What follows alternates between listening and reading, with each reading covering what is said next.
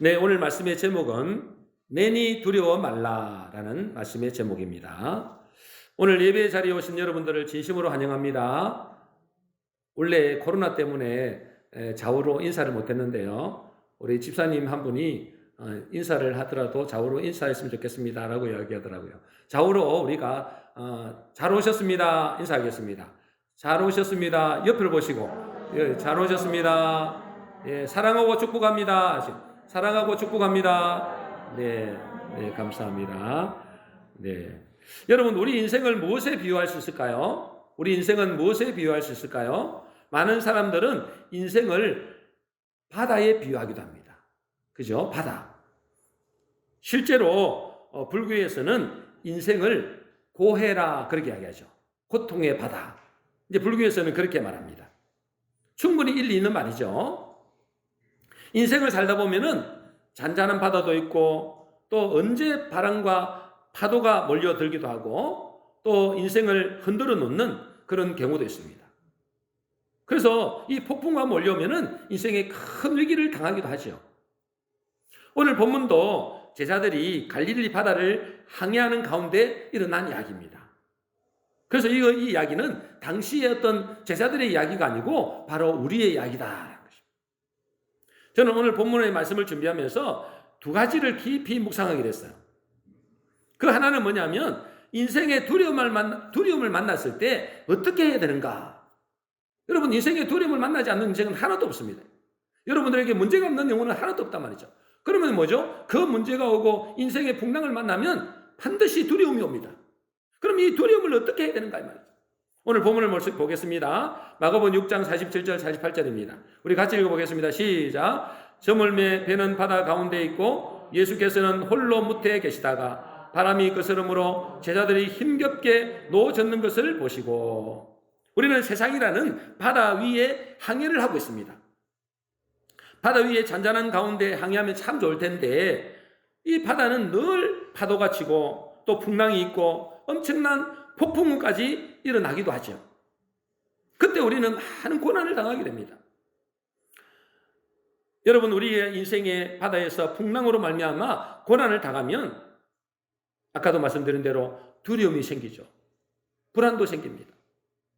저도 요즘에 교회 이런저런 문제 때문에 마음에 불안하기도 하고 두려움도 막 몰려드는 거예요. 이걸 어떻게 해야 되나? 이 염려와 두려움을 없애기 위해서 제 나름대로 기도도 많이 해보고 산기도도 가기도 하고 묵상도 많이 해보기도 합니다. 그러면서 제가 이 두려움을 없애는 방법을 나름대로 깨닫게 됐어요. 두려움을 없애는 방법.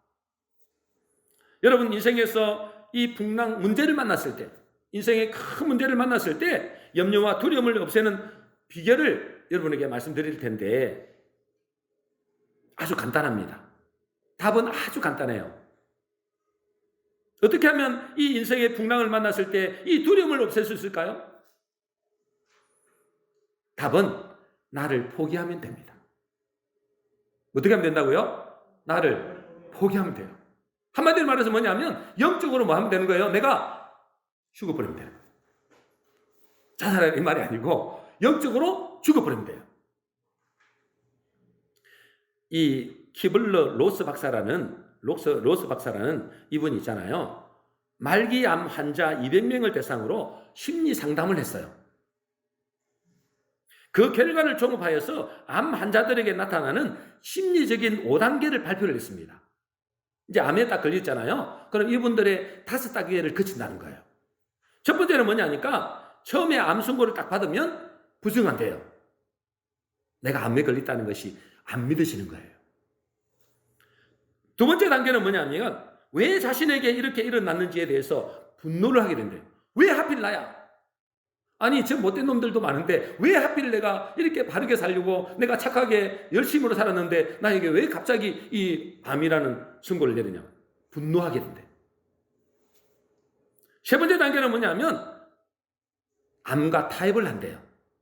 타협을 하는 단계가 있다. 그리고 4단계는 뭐냐면 이제 그것을 받아들이게 되면 타협을 하게 되면 마음이 우울해진대요. 그리고 죽음에 대한 두려움도 생긴대요. 죽으면 어떡하지? 그리고 5단계 마지막 단계는 암에 걸렸음을 또 죽을 수도 있음을 수용하는 단계가 돼요. 수용한 단계. 마지막 단계가 수용한 단계래요. 그런데 여러분, 암 환자가 치료를 하고 회복을 빨리 하기 위해서는 암을 수용하는 단계로 빨리 나가야 된다는 거예요. 1단계에서 4단계로 머물러 있으면 이게 치료가 잘 안 된대요. 빨리 암을 받아들이고 수용하는 단계에 가야 치료가 빨리 일어난대요. 어떤 목사님 사모님이 암 수술을 앞두고 이렇게 일기를 썼다고 하더라고요. 암 선고를 딱 받으니까요, 아무리 목사님 사모님이라도 큰 두려움이 몰려오는 거예요. 그리고 수술날을 앞두고 기도하면은 마음이 평안해졌다가도 또 갑자기 두려움이 확 몰려오고 이런 일들이 반복되더래요. 그때 이 사모님이 뭘 느꼈냐면 이 두려움은 자연스러운 것이 아니고 영적인 것이라는 것을 깨달았다. 이것은 이 자연스럽게 내 속에 이 두려움이 오는 게 아니고 이거는 영적인 문제구나. 그래서 이분이 있잖아요. 이렇게 해서는 안 되겠다 해가지고 이분이 수술을 앞두고 하나님께 기도했어요. 어떤 기도를 드렸느냐? 하나님, 더 이상 살려달라고 하지 않겠습니다. 주님, 죽어도 좋겠습니다. 주님 뜻대로 하세요. 이렇게 기도했대요. 그런데 신기한 것은 있잖아요. 살려달라고 그렇게 애를 쓸 때는 평안이 없고 두려움이 몰려오더니 오히려 살려달라고 때를 안 쓰고 그냥 죽겠습니다. 죽음을 수용하니까 그 마음에 평안이 임하더라는 거예요. 죽음에 대한 두려움을 가질 때는 사탄이 그것을 이용합니다. 여러분, 사탄은 분명히 존재합니다. 사탄은 뭘 가지고 이용한다고요? 여러분들의 두려움을 가지고 이용한다는 거예요. 그 사람들이 죽지 않으려고 그 죽음에 대한 공포, 죽음에 대한 두려움이 있으니까 이 사단이 그것을 통해서 있잖아요. 우리 인생을 좌지우지하는 거예요. 그런데 뭐요? 죽어도 좋다. 하나님, 내가 죽겠습니다. 딱 이렇게 내려놓으니까 쟤요. 두려움은 사라지고 그 마음에 평강이 많은 거예요. 왜 그럴까요?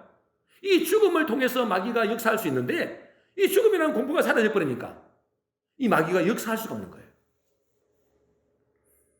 그러고 나니까 쟤요. 마음이 평안해지니까 치료도 빨리 일어나는 거예요. 지금은 건강합니다. 그러니 여러분, 문제나 어려움을 만나서 두려움이 생기죠. 누구나 마찬가지입니다. 다 두려움이 생깁니다. 이 두려움을 어떻게 하면 없앨까요? 빨리 나를 포기하면 됩니다. 빨리 나를 포기하면 됩니다. 이것은 뭐라고요? 내가 죽는 것을 말합니다. 그냥 육신적으로 죽는 것이 아니고 영적으로 죽는 것을 말합니다. 내가 죽으면 더 이상 마귀는 역사하지 못합니다. 여러분, 우리는 있잖아요. 우리 인간은 두 사람이 있습니다. 두 사람. 물론 한 사람에 있는 사람이 있어요. 한 사람은 뭐죠? 부모님으로부터 태어난 그 애사람. 그걸 보고 애사람이라고 그래요. 아담의 후손. 그 사람은 애사람이라고 하거든요. 근데 아담의 후손은 뭘 가지고 있어요? 다 죄를 가지고 있어요. 모든 사람이 죄를 범하였음에 그렇어요. 죄를 갖고 있으니까 이 죄를 갖고 있으면 마귀는 틀림없이 역사하거든요. 그러니 어째요? 두려움을 심어준 거예요. 그런데 나의 사람이 있는데 또 하나가 뭐 있어요? 새 사람이 있어요. 예수 믿으면 새 사람이 된다 했어요. 그 옛 사람이 죽고 새 사람이 되면은 마귀는 건드릴 수가 없는 거예요. 왜요? 죄가 없으니까. 옛 사람의 이 아담의 후손은 죄를 갖고 태어나지만은 내가 예수 이름으로 내가 죽고 내가 새로 태어나면은 죄가 없으니까 더 이상 역사하지 못하는 거예요. 그래서 그 유명한 갈라디아서 2장 20절이 우리가 고백되어야 됩니다. 여러분도 아는 분들이 많죠, 그죠? 암송하는 분들도 많습니다. 그런데 이것이 너무나 중요합니다. 갈라디아서 2장 20절입니다. 우리 같이 읽어보겠습니다. 시작. 내가 그리스도와 함께 십자가에 못 박혔나니 그런즉 이제는 내가 사는 것이 아니요 오직 내 안에 그리스도께서 사시는 것이라. 이제 내가 육체 가운데 사는 것은 하나님의 아들을 믿는 믿음 안에서 사는 것이라. 여러분, 예수 믿는 우리는 어떻다고요? 우리의 옛사람, 아담으로부터 태어난 우리의 옛사람은 그리스도와 함께 십자가에 죽었다라고 하나님이 말씀하세요. 여러분, 믿으시기를 바랍니다. 우리가 아니에요. 내가 내 의지가 아니고 하나님이 그렇게 만들어놨다. 우리가 예수 믿으면은 내가 이제는 그리스도와 함께 십자가에 못 박혔다. 여러분, 저 십자가에는 예수님만 죽은 게 아니고 우리의 옛사람과 함께 예수님이 죽었다고 성경이 말씀하고 있어요. 그러니 이제는 뭐요? 내가 사는 것이 아니고 내 안에 누가 산다고요? 그리스도께서 산다 이 말이에요. 예수 믿는 자들에게는 그리스도가 함께 산다 이 말이에요. 그것을 믿음으로 사는 것이다. 이제는 그것을 믿음으로 사는 인생이 우리 예수 믿는 사람의 인생이라는 거예요. 수요 예배 때도 말씀을 드렸는데 예수 믿는 여러분에게 주님은 어디 계신다고요? 지금 금방 주님은 어디 계신다고요?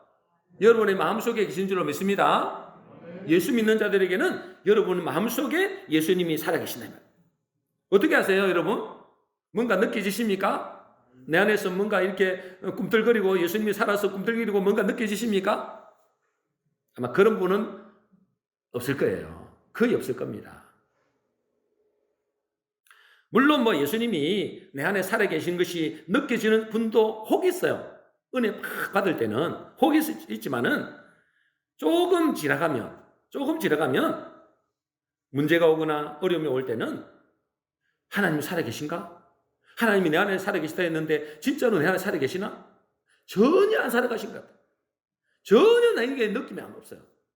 그래서 시편 기자는 이렇게 말합니다. 시편 1절입니다. 우리 같이 읽어보겠습니다. 시작. 여호와여 어찌하여 멀리 서시며 어찌하여 환난 때에 숨으시나이까. 민석이는 없었어요. 뭐요? 민석이는 없어요? 네. 자, 시편 10절, 시편 1절인데요. 제가 읽어드릴게요. 여호와여 어찌하여 멀리 서시며 어찌하여 환난 때에 숨으시나이까. 하나님께서 숨어버리신 거예요. 환난 때에, 어려움을 당할 때에 하나님 오히려 숨어버리신 것 같다는 거예요. 시편 88편 14절에 보니까 이렇게 됐습니다. 여호와여 어찌하여 나의 영혼을 버리시며 어찌하여 주의 얼굴을 내게서 숨기시나이까. 주님의 얼굴을 숨기신 것 같다. 아니 내가 어렵고 힘들 때 주님이 더 나타나셔야지 오히려 주님은 숨어버리는 것 같은 그런 느낌이 들 때가 있다니까. 그렇게 믿음이 좋던 욥도 있잖아요. 이렇게 말합니다. 없어요? 이거 있잖아요. 네, 다 그 다음에 넘겨보세요. 자, 욥기 23장 8절 9절입니다. 같이 읽겠습니다. 시작. 내가 앞으로 가도 그가 아니 계시고 뒤로 가도 보이지 아니하며 그가 왼쪽으로 일하시나 내가 만날 수 없고 그가 오른쪽으로 돌이키시나 배울 수 없구나. 이 욥은 여러분 아시죠? 하나님이 정말 동방의 의인이라고 했습니다. 믿음이 아주 좋은 분이다. 그런데 어째요? 큰 어려움이 오니까 큰 문제가 오니까 내가 앞으로 가도 주님이 안 계시고 뒤로 가도 주님이 안 계시고 오른쪽으로 왼쪽으로 가도 주님이 안 계신 것 같은 거예요. 그때 우리는 어떻게 해야 된다고요? 내 감정과 내 느낌을 의지하면 안 됩니다. 내 감정과 내 느낌은 한순간에 변할 수 있습니다. 하루에도 몇 번씩 변할 수 있습니다. 그러면 주님이 내 안에 계심을 어떻게 알 수 있다고요? 주님이 내 안에 계심을 어떻게 알 수 있다고요? 말씀에 그렇게 돼 있다는 거예요.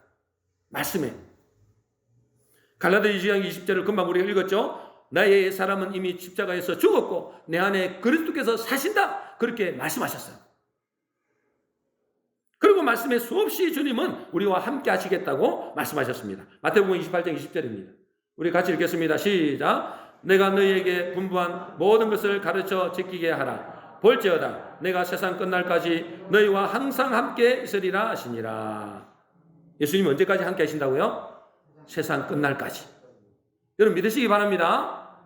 하나님이 뭐 거짓말 하겠어요, 그죠? 이사야 41장 10절입니다. 우리 같이 읽겠습니다. 시작. 두려워하지 말라. 내가 너와 함께함이라. 놀라지 말라. 나는 내 하나님이 됩니다. 내가 너를 굳세게 하리라. 참으로 너를 도와주리라. 참으로 나의 오른손으로 너를 붙들리라. 하나님은 우리에게 두려움이 없다라고 말씀하지 않았어요. 두려움이 있으니까 뭐라고요? 두려워하지 말라. 여러분 우리의 인생의 항해 중에서 두려움은 엄청나게 찾아옵니다. 불안과 염려도 엄청나게 찾아옵니다. 그때 주님은 뭘 하신다고요? 두려워하지 말라 그래요. 내가 너와 함께 하겠다. 찬송가 441장 2절에 보면 이런 찬송이 있어요. 말씀 위에 서서 내 뜻 버리고 감정을 버리고 말씀에 쓰니 불완전한 믿음 완전해지고 내가 이제부터 주만 붙드네. 이 찬양이 있거든요. 여러분, 말씀 위에 서라는 거예요. 말씀 위에. 내 뜻 버리고, 감정을 버리고, 내 의지를 버리고, 내 느낌을 버리고, 말씀 위에 서서. 그러면 말씀 위에 서면 어떻게 된다고요? 불완전한 믿음이 완전해진다는 거예요. 여러분, 감정을 의지하지 마시고, 여러분 현실을 의지하지 마시고, 여러분의 느낌을 의지하지 마시고, 어떤 말씀에, 어디에 서야 된다고요? 말씀에 있습니다. 말씀에. 하나님께서 나와 함께 하시겠다. 세상 끝날까지 너와 함께 하겠다고 말씀하셨으니 그 말씀을 믿는 것입니다.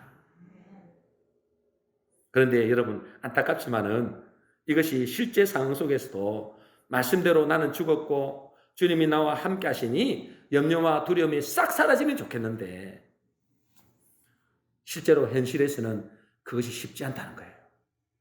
그게 쉽지 않잖아요. 저도 있잖아요. 목사인데도 불구하고 현실에 막 이런저런 어려움이 찾아오니까 이 두려움을 없앨 수가 없더라고요. 없애보려고 그렇게 몸부림치는데도 이게 안 없어져요. 제가 이 말씀을 모르겠습니까? 내가 그리스도 함께 십자가에 죽었고 나는 내 안에 그리스도께 사신다. 이 말씀을 모르겠어요. 아는데도 불구하고 염려, 걱정이 안 없어지는 거예요. 두려움이 안 없어지는 겁니다. 많은 목사님들의 설교를 들어보고 간증을 들어보면은 두려움을 없애기 위한 여러 가지 이야기를 하죠. 이렇게 하면 두려움이 없어집니다. 이야기하는데 그것은 실제 상황 속에서는 이론일 뿐이에요. 이론. 또 그 사람들 있잖아요. 그분들은 어려움을 겪고 난 뒤에 이제 그렇게 이야기하시는 거예요. 실제 현실에서 큰 문제와 어려움을 당하게 되면 두려움은 쉽게 사라지지 않습니다. 그게 현실이에요. 아무리 두려워하지 말라 해도 현실이 지금 너무나 어려움 가운데 있는데 두려워하지 않을 수가 없다는 거예요. 하나님은 안 계신 것 같고 하나님 나를 버리신 것 같고 이 큰 문제 때문에 내가 죽을 것 같은 그런 것이 몰려옵니다. 여러분. 이게 현실이에요. 언제까지 이런 두려움이 계속될까요? 언제까지? 자, 마태복음 14장 25절 32절입니다. 우리 같이 읽겠습니다. 시작. 밤사경에 예수께서 바다 위로 걸어서 제자들에게 오시니 배에 함께 오름에 바람이 그치는지라. 언제 풍랑이 그칠까요? 인생의 풍랑이 언제 그칠까요? 다시 말해서 언제 두려움이 없어질까요? 예수님이 제자들에게 오실 때 그때서 바람이 그치고 풍랑이 잔잔해져서 그들의 마음속에 있는 염려와 두려움이 사라지게 된다. 그때서 비로소 평안이 찾아온다. 결국에는 주님이 찾아오셔서 풍랑을 잔잔케 해주셔야 된다는 거예요. 이 문제를 해결해 주셔야 된다는 거예요. 아무리 주님이 내 안에 계신다고 고백하고 기도해도 풍랑이 있는 상태에서는 마음의 염려와 두려움이 쉽게 사라지지는 않습니다. 중요한 것은 우리 인생의 풍랑을 만났을 때 주님은 언제 오시느냐 그 말이에요. 여러분, 우리 인생은 다 풍랑을 만나게 됩니다. 그 풍랑을 만났을 때 주님이 오시면 좋겠는데 주님은 언제 오시느냐 이 말이에요. 언제 오실까요? 오늘 그 금방 위에 본문의 말씀 보니까 언제 오신다고 되어 있어요? 밤사경에. 여러분, 밤사경 아십니까? 밤사경이 언제예요? 새벽 4시부터 해 뜰 때까지가 밤사경입니다. 가장 어둠이 깊을 때 그때 주님은 오신다는 거예요. 여러분, 그때까지 제자들은 이 바다에서 지금 풍랑을 만났잖아요. 막 이게 폭우가 쏟아지고 풍랑을 만나고 지금 난리가 났습니다. 배가 뒤집힐 그런 상황에 있단 말이죠. 그러니 어째 제자들은 죽을 힘을 다해서 이 풍랑을 이겨보려고 애를 썼을 것입니다. 그러나 그때는 주님이 오시지 않습니다. 주님이 언제 오신다고요? 밤사경에. 왜 하필 주님은 밤사경에 오실까요? 그 전에 오셔서 좀 잠잠케 해주시면 참 좋을 텐데 왜 하필 주님은 밤사경에 오시냐면 이유가 뭐냐? 인간의 노력과 한계를 기다리는 것입니다. 인간의 노력으로 절대 안 되는 한계, 그때까지 기다리신 겁니다. 여러분, 제자들의 직업은 있잖아요. 예수님의 제자들의 직업은 거의 많은 분들이 어부였습니다. 어부. 그러니 어째요? 뭐 바다에 나가고 어부니까 바다에 나가면 파도도 치고 풍랑도 불겠죠? 그러니 어떻게든 자기 힘으로, 자기 노력으로, 자기가 배운 지식으로 그렇게 이 풍랑을 잔잔케 하려고 애를 썼단 말이죠. 그런데 1시간이 지나고 2시간이 지나고 3시간이 지나도 이 상황이 좋아지지 않고 더 나빠지는 겁니다. 자신들이 할 수 있는 모든 노력을 다 해봤지만은 더 이상 그들이 할 수 있는 일은 없는 거예요. 이제는 배가 뒤집힐 일만 남았어요. 그때 어떻게 되겠습니까? 제자들이 이제 죽었구나. 여기서 우리는 끝나구나. 이런 생각이 들었어요. 그때가 바로 밤사경입니다. 여러분, 우리의 영적인 밤사경은 언제일까요? 저와 여러분의 밤사경은 언제일까요? 내가 할 수 없다고 두 손 두 발 다 들 때, 그때가 밤사경입니다. 인간의 한계를 깨닫고 하나님 앞에 납작 엎드려서 주님, 내 힘으로는 안 됩니다. 주님, 더 이상 나는 못하겠습니다. 주님, 저를 도와주세요. 저를 살려주세요. 이렇게 하나님의 그 은혜를 구할 때, 하나님 앞에 부르짖을 때, 그때가 영적인 밤사경이라는 것입니다. 그때 주님은 오셔서 우리의 풍랑을 잔잔케 하신다. 시편 107편 24절 25절 보면 우리 인생에 대해서 잘 이야기하고 있습니다. 우리 한번 읽어보겠습니다. 같이 읽겠습니다. 시작. 여호와께서 행하신 일들과 그의 기이한 일들을 깊은 바다에서 보나니 여호와께서 명령하신적 강풍이 일어나 바다 물결을 일으키는도다. 깊은 바다에서, 우리 인생을 말하죠. 깊은 바다에서 보니까 여호와께서 명령하신적 강풍이 일어나 바다 물결을 일으키는도다. 하나님께서 허락하신 거죠. 26절 27절입니다. 같이 읽겠습니다. 시작. 그들이 하늘로 솟구치었다가 깊은 곳으로 내려가나니 그 위험 때문에 그들의 영혼이 녹는도다. 그들이 이리저리 구르며 취한 자같이 비틀거리니 그들의 모든 지각이 혼돈 속에 빠지는도다. 하나님께서 이 깊은 바다에서 한번 강풍을 일으켜버리니까 어째요? 하늘로 솟구쳤다가 깊은 곳에 내려가기도 하고 그들의 영혼이 녹는다 그랬어요. 여러분, 우리 인생에서 어려움을 당할 때, 그죠? 풍랑을 만날 때 우리의 영혼이 녹을 때도 있다. 이리저리 구르며 취한 자같이 비틀거리니 그들은 지각이 혼돈 속에 빠지는도다. 정신이 혼미한 상태가 된다 이 말이에요. 여러분, 그럴 때 있잖아요. 우리 인생에도 그런 때가 있습니다. 정신이 혼미할 때가 있어요. 내 영혼이 녹는 때가 있어요. 이때 우리가 어떻게 해야 되겠는가? 28절에서 30절입니다.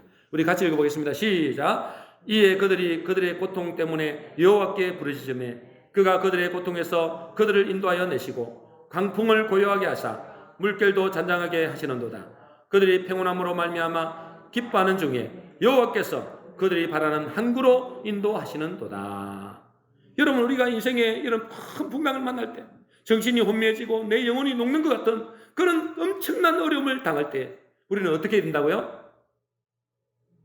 여호와께 부르짖어야 된다. 그들의 고통 때문에 여호와께 부르짖으매. 여러분, 제자들도 얼마나 부르짖겠습니까? 예수님은 안 계시죠? 자기들만 있는데 얼마나 부르짖겠나요? 그때 예수님 뭐 했어요? 무태서 지켜보고 계시다니까. 언제까지 기다릴까요? 밤 사경까지. 그들의 힘으로 도저히 나는 불가능합니다. 나는 이제 죽었습니다. 할 때까지 기다리는 거예요. 그래서 부르짖도록. 내 힘으로는 안 됩니다. 이제 나는 주님만이 필요합니다. 주님만이 나를 살려주십니다. 그렇게 부르짖고 기도할 때까지 기다리는 거예요. 그때 어떻게 된다고요?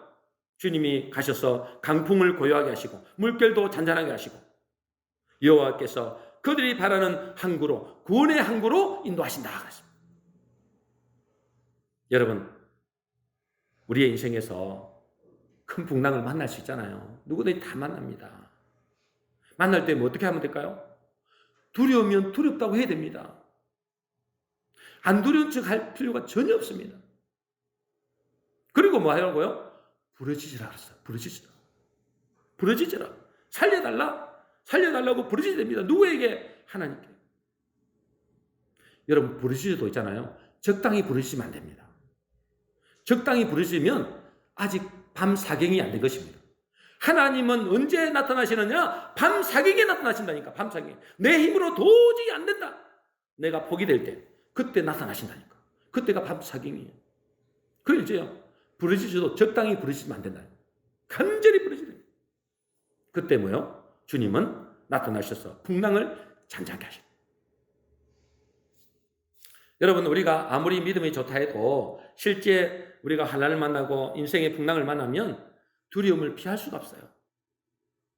그러니 그때는 주님이 오실 때까지 부르짖는 길밖에 없습니다.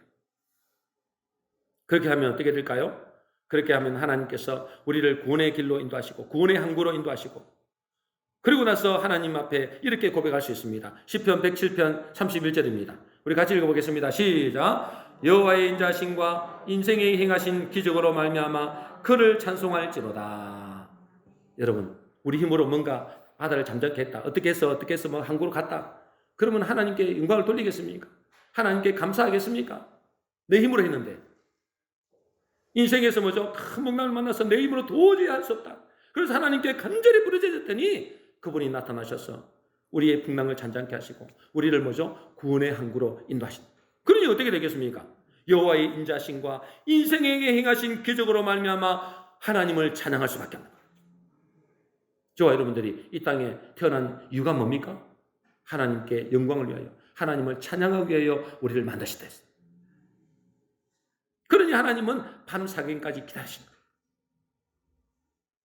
우리 모든 성도님들의 인생의 큰 풍랑을 만났을 때 부르짖어 기도하심으로 하나님이 우리를 구원의 항구로 인도하는 것을 체험하는 복된 성도 되시기를 주의 이름으로 축원합니다. 두 번째로 제가 묵상한 것은 왜 주님은 밤 사경까지 기다리시는가, 그 말이에요. 그 전에 좀 오시면 좋을 텐데 왜 밤 사경까지, 내가 죽을 똥 말똥 그렇게 고통을 당하는 그때까지 기다리시냐 이 말이에요. 왜 기다리실까요? 마가복음 6장 49절 50절 오늘 본문 말씀입니다. 같이 읽어보겠습니다. 시작. 제자들이 그가 바다 위로 걸어오심을 보고 유령인가 하여 소리지르니 그들이 다 예수를 보고 놀랍니다. 이 예수께서 곧 그들에게 말씀하여 이르시되 안심하라 내니 두려워하지 말라 하시고. 여러분, 지금 뭐죠? 이 풍랑을 만나서 이제 밤 사경이 됐어요. 도저히 이제 이 제자들도, 이 어부인 제자들도 어떻게 할 수 있는 거예요? 이제 죽을 그런 시간만 남았습니다. 그런데 있잖아요. 그때 뭐요? 밤 사경이 되자 예수님이 이제 물리를 걸어서 오신 거예요. 여러분, 사람이 물리로 걸어갈 수 있습니까? 없죠. 그런데 예수님은 누구라고요? 하나님이십니다. 하나님이시니까 물리로 걸어가십니다. 물리로 걸어가셔가지고 거기에서 뭐죠? 물리를 걸어가시니까 어떤 마음이 들까요? 제자들이 유령이다 하고 놀란 거예요. 유령이다. 아니, 밤에 바다에서 막 사람이 걸어오니까 유령이다 그렇게 할 수밖에 없겠죠. 유령이다. 그런데 예수님이 그들에게 다가가서 뭐라고 말씀하신다고요? 안심하라 내니 두려워 말라. 여러분, 여기서 안심하라 내니 두려워 말라, 여기서 내니 그랬잖아요. 오늘 설교 제목이 뭐라고요? 내니 두려워 말라 그랬잖아요. 나다 이 말이에요. 이 내니 이 말은 헬라어로 에고에임이라 그럽니다. 에고에임이. 영어로는 I am. 여러분, 이 말씀은 뭐냐 하니까 내니 이 말은 오직 한 분, 하나님만이 자신을 지칭할 때 쓰는 단어입니다. 여호와 하나님이 예전에 있잖아요. 옛날 여호와 하나님이 모세에게 나타난 적이 있어요. 출애굽할 때 모세에게 나타난 적이 있는데 그때 모세가 하나님께 여쭤봤어요. 하나님, 내가 이 백성에게 갈 텐데 그들에게 하나님을 뭐라고 부를까요? 그때 뭐라 했습니까? 하나님이 영어로는 I am who I am 이렇게 했어요. 에고 에이미. I am who I am. 번역하면 뭐죠? 나는 스스로 있는 자다. 여러분, 우리 피조물은 스스로 있을 수가 없어요. 반드시 상대가 있어야 됩니다.